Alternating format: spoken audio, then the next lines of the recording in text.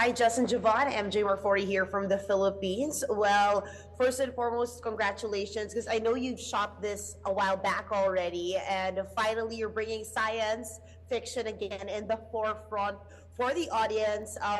Of course, as actors, how does it feel to bring this successful fictional story adaptation to life right now via Netflix, the biggest platform? Amazing. Yeah.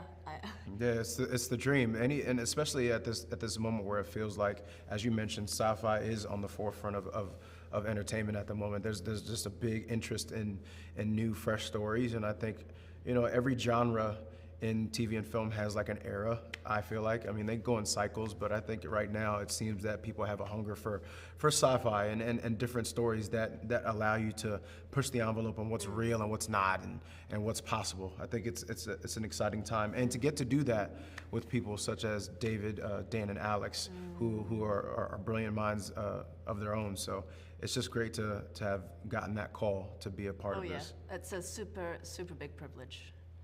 Uh, and was there a challenge? Were you always guys into physics and before coming in the role?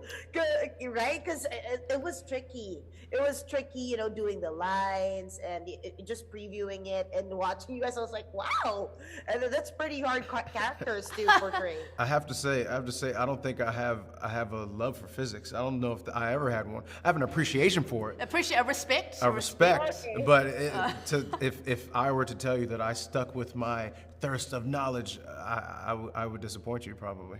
Yeah, I'm the In same. physics, but there is a deep respect for it that we all shared. Definitely. Jovan and I actually went to Oxford University and met real physics students, majors, who, they're what, like 19, 20 years old, and they can say more syllables in one sentence than I have ever said in like a paragraph. Yeah. It was wild to meet them and kind of respect their level of genius, but then also to meet just like two guys, two people. And one of them got to be in the show. Where? The taller gent. Yeah, he was in one. He was in episode 8. Oh, He was like, cute. they invited him to set, and he got to be, in Wow. the a Even background that's artist. fun. Oh, Yeah. cute. Well, so did you guys have to read the source material? Like, of course, there's a script, but the books.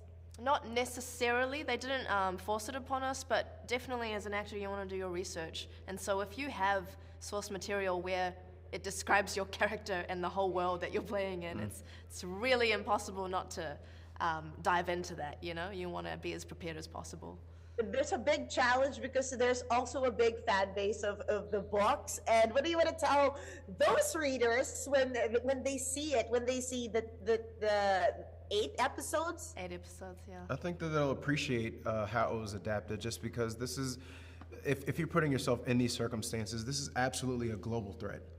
I know that it's been said that it's like, formerly it's more Eastern based and this is like a Western adaptation, but this is a global phenomenon that we would experience if this were to actually happen. So I think that above all else, I think that that they'll understand that this was a labor of love for David, Dan, and Alex, and that we could feel that coming in as actors. So of course we put all of ourselves into it as well.